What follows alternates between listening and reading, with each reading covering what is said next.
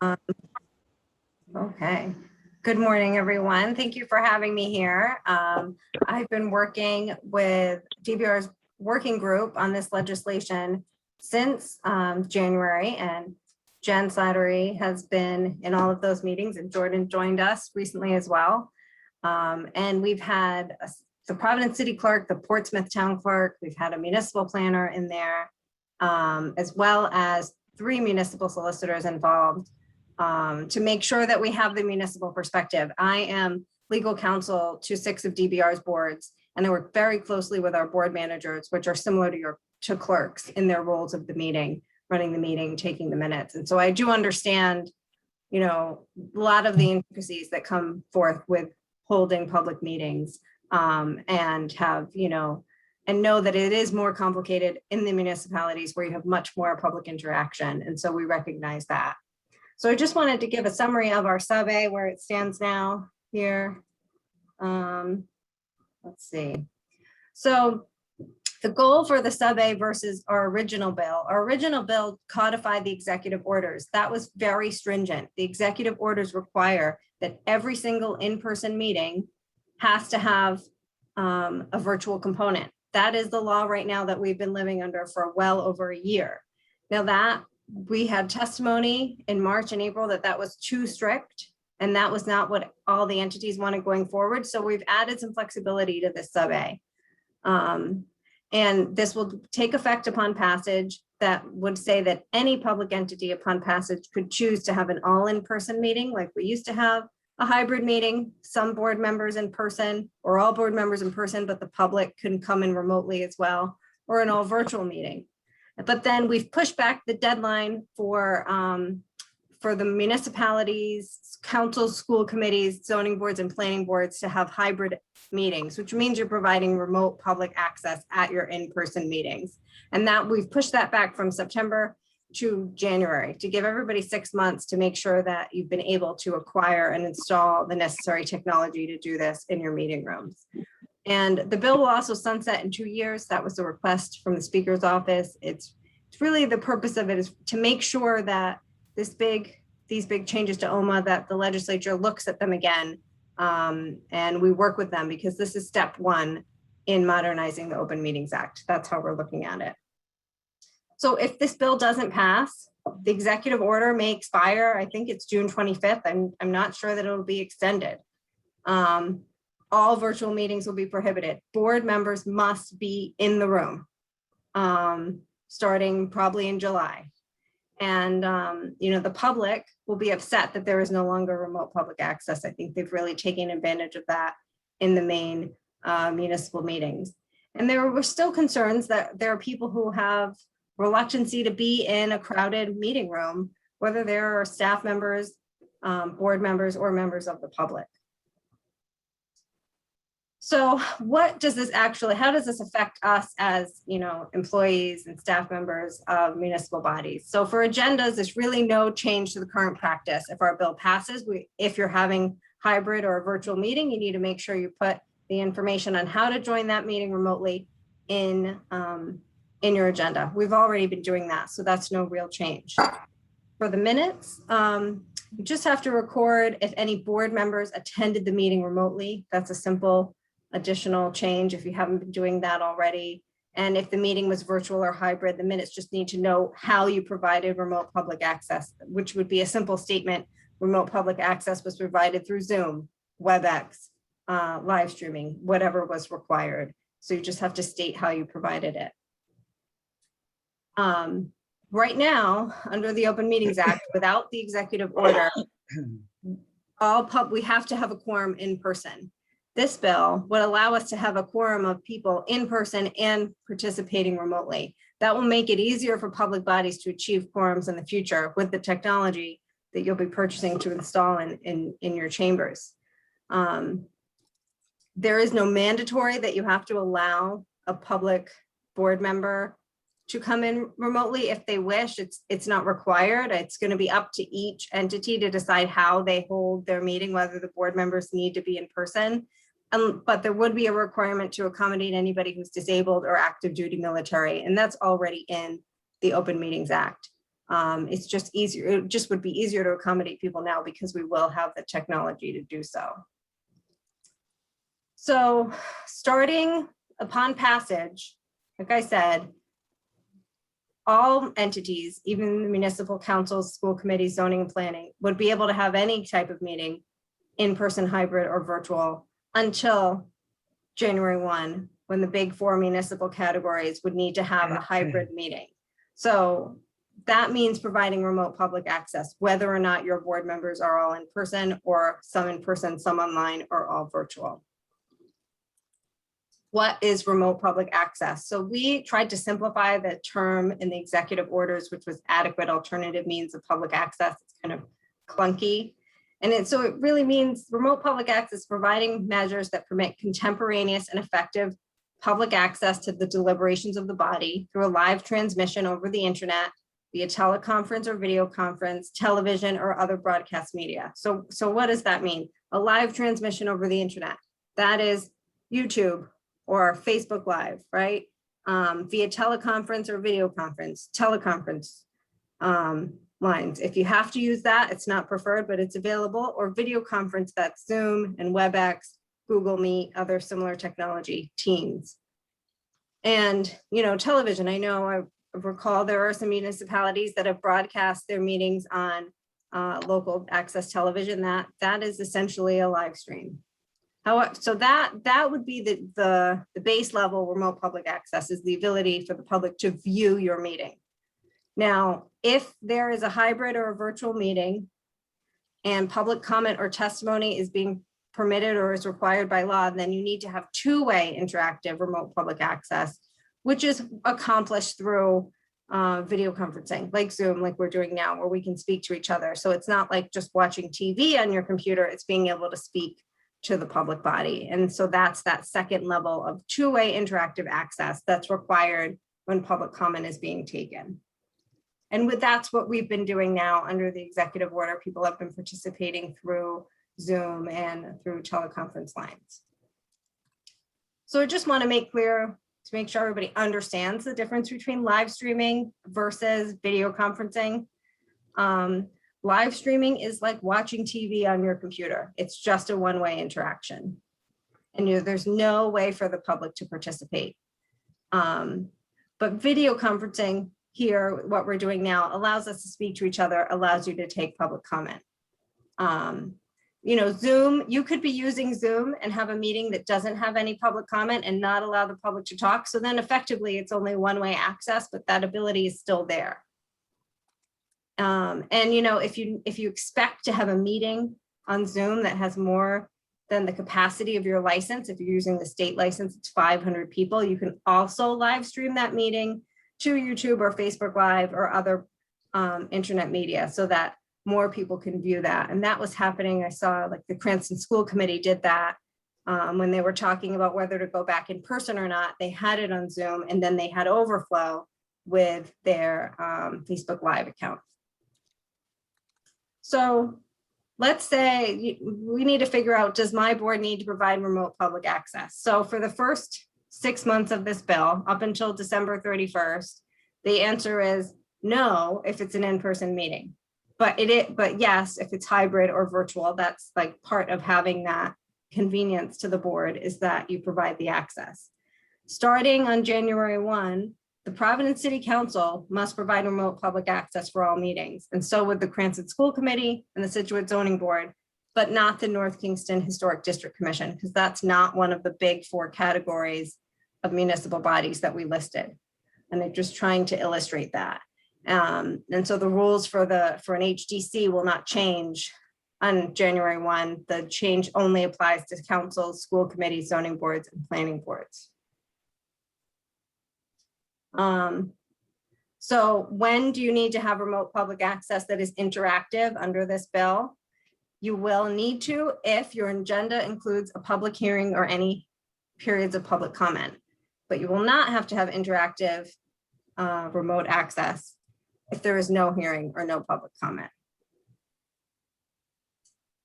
There are a few, aside from how we're hosting the meetings, there are a few other changes to the law here. And one of them is making sure that we are posting our open meetings documents on the internet prior to the start of the meeting. This was a big from the good government groups to kind of mimic the access that you would have if you were in person. So upon passage of the bill, all documents to be reviewed, discussed, considered, or voted on at an open meeting that are in possession of the public body by the time the agenda must be posted, which is 48 hours, excluding weekends and state holidays in the account ahead of the meeting.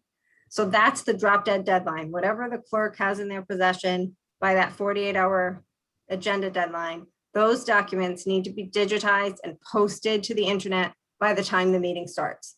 And you can post anywhere on the internet. It doesn't have to be your website. It can be clerk-based, it could be Google Docs, it can be whatever preference you use. And feedback from municipal leaders and in our working group is that many entities are already doing this. And so that is something that will take effect immediately, and that applies to councils, school committees, zoning boards, and planning boards. And there are a few other guidelines that were requested by the good government groups that we've tried to put in as a compromise. We've edited these down because some of them were just too hard to enforce. And most of them are pretty simple. So for hybrid meetings, the public body just needs to announce which members of the public body are participating remotely. So that's simple at the start of the meeting. When you're using audio only for remote public access, like a telephone conference line, the public body members need to be identified when they make their remarks. So they state their name, just like you need to do under Robert's rules. And it's just to make sure there's a clear record for people who are listening on the phone, they know who is speaking. The public body needs to halt the meeting if it becomes aware that the public's access through remote public access has been severely impeded. So, I mean, these are in extreme circumstances where you find out that half the town has lost power, or Cox Communications is like their internet servers are completely down and, you know, half the town doesn't have internet. I mean, likely the board members would be affected as well. The public body shall take all votes in a manner that all attendees, including those with only audio, remote public access, can identify how each member voted. So this is taking roll call votes when necessary on important matters, if it's clear that there isn't a unanimous vote. And I think municipalities are really good at doing this already.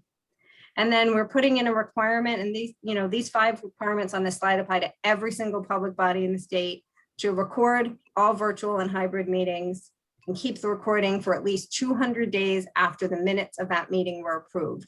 So the statute of limitations for OMA complaints is 180 days after the minutes were approved. So we're doing 200 days. So just in case the complaint was filed late, you still have time to be notified of it. We would like recordings to be posted online, but if not, please note that they are always subject to APRA. So you want to make sure you have separate recordings for open session and executive session. And that's it. So we'll take some questions if anybody has questions. See if I can. I have a question. Hello, this is Mike from Burville. I have 2 questions. So if something comes in after the 48 hours posting, or if somebody who is a public member puts himself on an agenda and tries to hand something out at the council meeting, or if there's additional information after the agenda is posted, in writing, it can't be reviewed by the town council? So no. So we're just trying, we wanted to put a hard deadline in for the clerks and the staff of what need to be posted, because we're well aware that things come in late, and, you know, having a rolling deadline is just unworkable. So the staff just needs to post whatever they have in possession by that agenda posting deadline by the time the meeting starts. So then that gives them a day or 2 to compile everything. If something comes in late, there is no obligation under this law to post it. The council needs to do, or whatever board needs to do whatever it's supposed to do to properly consider those materials. And that would be, you know, asking your solicitor if they're appropriate to consider, but we're just trying to set, you know, it's not a perfect rule, but I think it's workable for the staff. It's just what was in the possession 48 hours. Anything later, there's no requirement, but if it's introduced at a public meeting, it'll become subject to APRA, and then the body can respond to the APRA request. So if something comes in after the agenda and I have to create a new report or additional information and provide that to the council, That Mhm. doesn't have to be posted. I just provide it, they can use it in their deliberations, correct? That's correct. It doesn't have to be posted. A best practice would be to post it, but it's not required under the law. Okay, thank you. And the second question is, what is the state doing? Is the state doing, do these laws apply to the state and their committees and their deliberations and their, whatever they do publicly?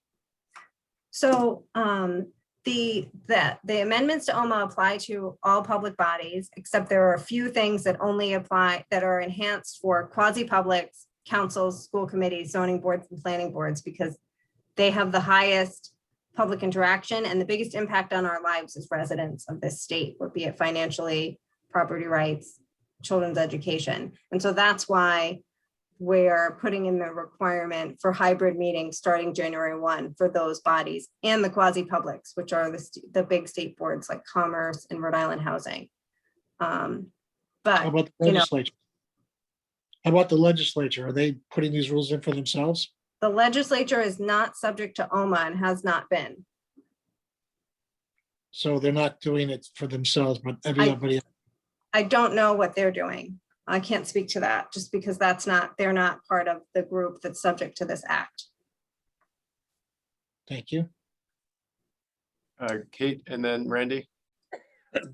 Hi, I just had a question, particularly pertaining to planning and zoning meetings. What about documents that we don't have in an electronic format, such as large format plans? We've looked into purchasing a scanner. It's about $10,000 that we don't have.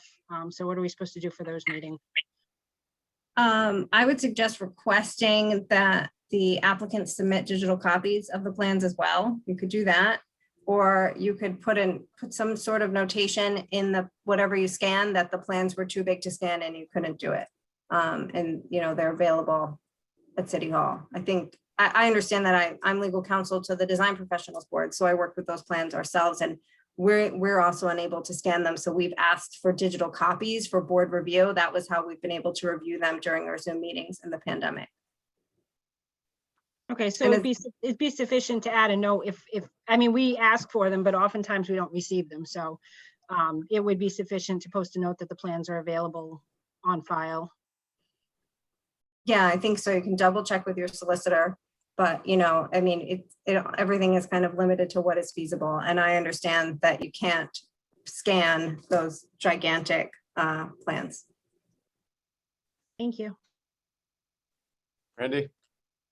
So my question, one of the things that I said at the beginning, Amy, is that the executive order, I know it's going to expire. We were under the impression it was going to be continued until the legislation was through and so forth. Is that not the case anymore?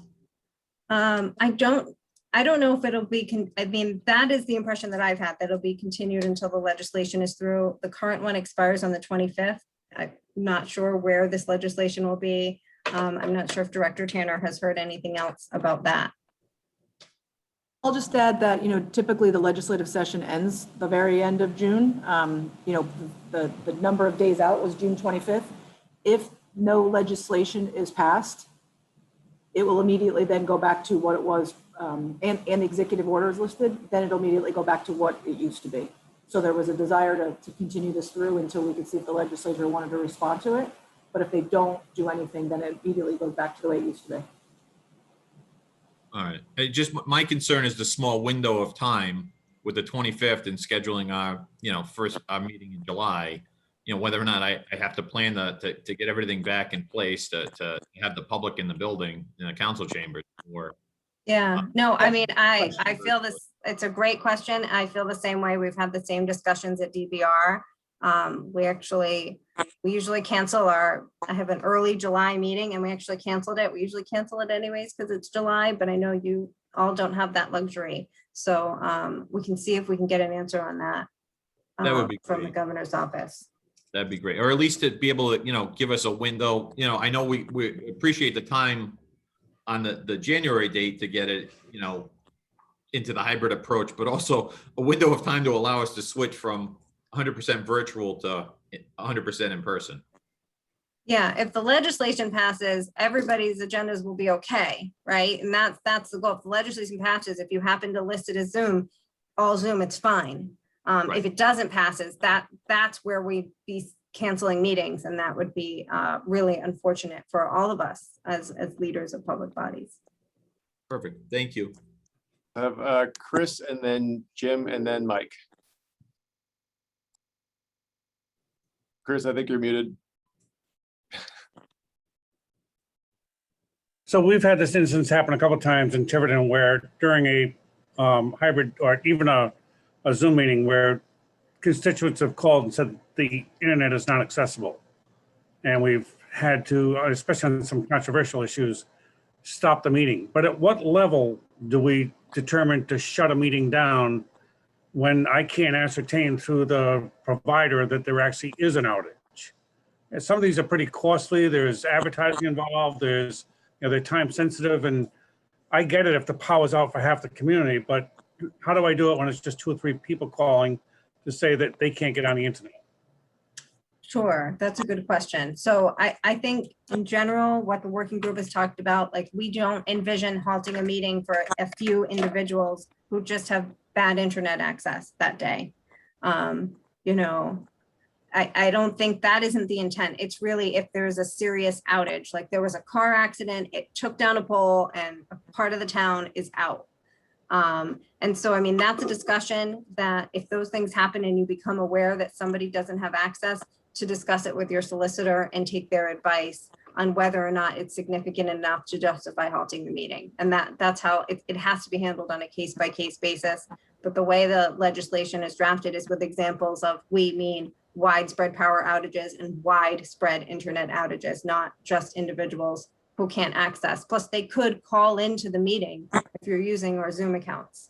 Correct. So that's always an option if the phones are still working. Okay, all right. Jim, Tierney. Morning, everyone. Amy, I have a question. If all our boards and commissions and the council, all of it's virtual right now, if they all want to go back in person tomorrow, would they have to do the hybrid, or would that be restricted to the council, zoning, planning, and school? So we're still under the executive order right now. So any public body that goes back in person under the executive order must be hybrid. So you must provide remote public access until those executive orders end or this legislation takes effect. And if the executive order ends and nothing happens, then it's back to in-person only, which I think some people really, really don't want. Thank you. Mike and then Dylan. Yeah, just one more question on the access to records and things. If we get email interaction between ourselves and like the managers and mayors and the town council members, or even the public, is that stuff that should be also incorporated into the record if it's something that's received just before or during the 48-hour period, or is that not, does that not qualify for the records that need to be posted? If it's after the 48-hour period, it does not need to be posted under the law. So if you talk to your team and you think that stuff needs to be added, you can add that. I think specific questions should go to your solicitor on that.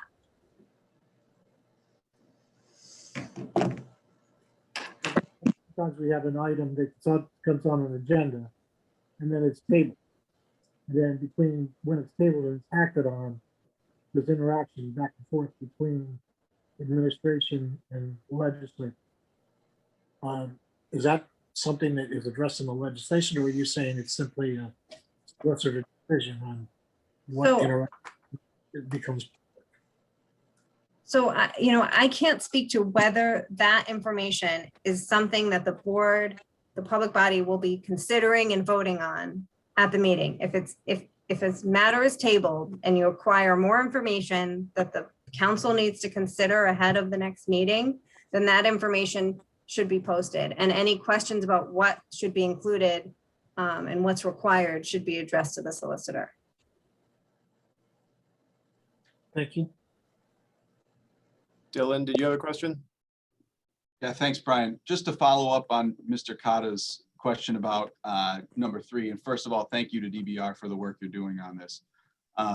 But the balancing act that I think this is going to make our solicitors kind of go through as far as if there's a power outage and when we need to postpone or delay the meeting, when we've got an in-person quorum of our council considering very important time-sensitive matters for the city, is going to be a challenge that could result in us getting complaints unnecessarily. So I just would raise a concern that our council does public input at the beginning of a meeting, and then yes, you're there to experience the meeting, but there's not interaction with the public. And so halting city business because of a power outage on the other side of town is concerning, I think, to us. Sure, I appreciate that. That is one of those, it's one of those tricky provisions. We tried to clarify it as much as possible. It is severely impeded. It's not just failed.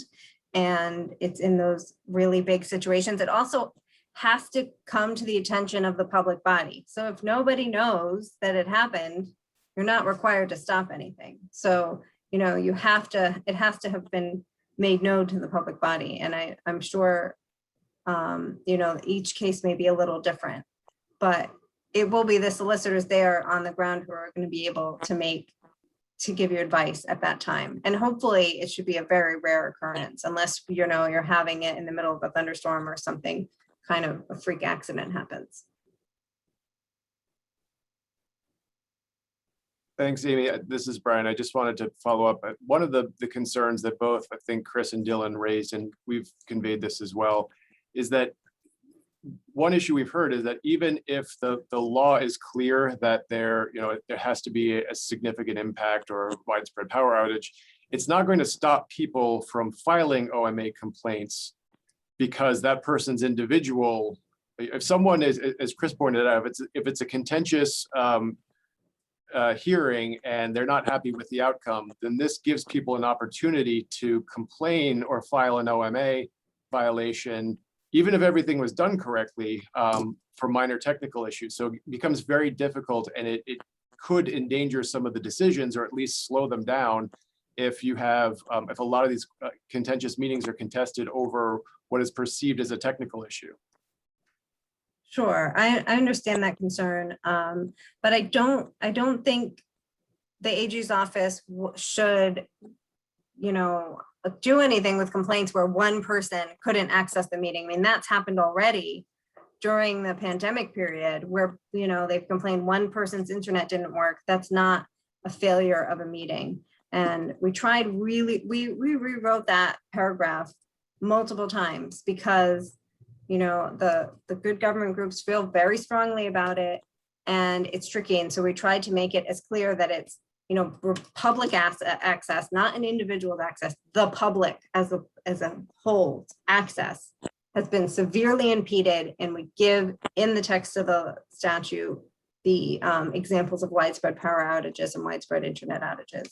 So and as we edited those, Kate Sadek from the AG's office was in all of these discussions, and that was not one that she identified as she thinking that would generate a lot of complaints. I mean, the one that we thought would generate complaints was actually something we deleted, which was in proposals to require board members to keep their video cameras on, which I think they should do. I think we should tell all our boards to do that. But staff members do not have the ability to control elected and appointed officials. And I didn't want public bodies getting in trouble because of some board member just refusing to put their camera on. So we turned it off because it wasn't, we deleted it because it's something that we can't control. And I tried to make sure there are things that at least that are within the staff's control, because it is the staff that ensures the compliance with the Open Meetings Act, and it's the staff that has to deal with the complaints, not the members that attend the meetings. Great, thank you. Mike, is your hand still up, or? Oh, no, it's not. I'm sorry. Any other questions for Amy or Director Tanner? Brian, I'll just add, you know, the power outage thing is not unlike, you know, the bridge went out that leads to the town hall, you know, so it's one of those circumstances where you make a case by case basis. If people can't get to the meeting for a legitimate reason, like something like that, you know, then you make a decision. And there's a question in chat. I don't know if you've seen it, and this is probably something that Director Tanner, you may want to take, but question about, could you explain again why we support going to hybrid meetings? Increase in labor, technology costs, issue with failure in technology during a meeting, potential for increase in OMA complaints. Why not support going back to in-person meetings only?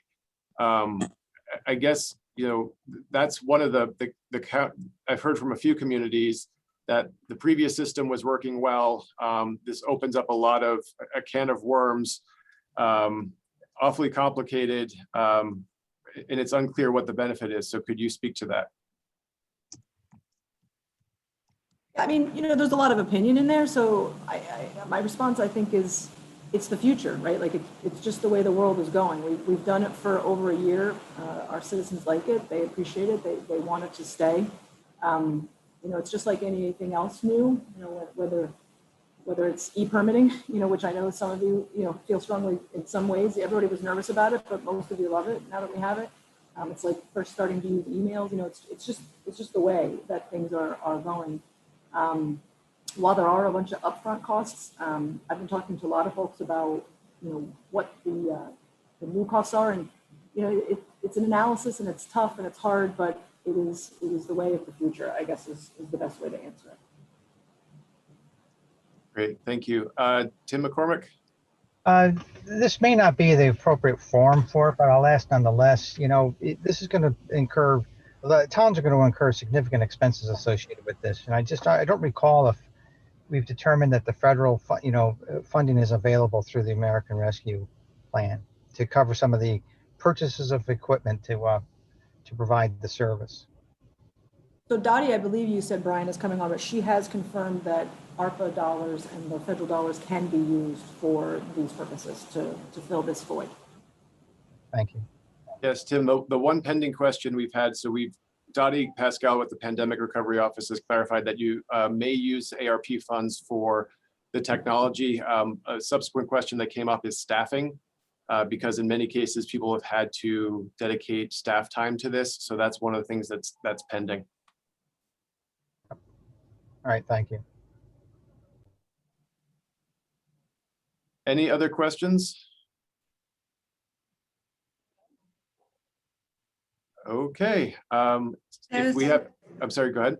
Oh, there's one there's a comment in the chat. Oh, okay. See, from Jean. This is for people who are afraid to attend public meetings due to COVID, and that's part of it. That's part of this. The ability to have remote public access, provides access to people who otherwise couldn't be there, and for people who can't be there because their immune systems can't fight the disease even with the vaccination. And we're in a good place now with COVID, but that could change. Vaccination rates around the country are not very high, and there could be an upsweep in COVID in the winter. And then if this bill passes, we won't have to rely on an executive order 30 days by 30 days and all of that uncertainty to let us have all virtual meeting if we needed to. We could just have them because it's already in the law and we already have the technology. And that gives us some flexibility for continuity of government functions as we go on, because there are chances are that, there could be other emergencies, whether it's the pandemic or something else that causes us to be able to need to meet remotely and need to meet still efficiently and keep government functioning. It would be a shame to lose all of these advances in technology and have to start from scratch again, in 6 months or a year, if God forbid something comes back and we need to have capacity restrictions again. Thanks, Amy. And I'll just add, looking at Chris's comment about a Cox vendor and National Grid, that's an interesting, that's a good suggestion. So that's something that we will definitely look into and see if that's a possibility as we move on, and assuming the legislation is passed. Thanks. Great. Any other questions? Brian, Great. thank you so much for the opportunity. We really appreciate it. And we'll send this presentation around in today's email as well. Amy, do we have a copy of this? I think Jen has it. I updated the dates when we moved it back to January, so I'll send a new one to you and Jen and Fantastic. Jordan. Thank you so much. Thank you, everyone. Okay, just had a couple other items. I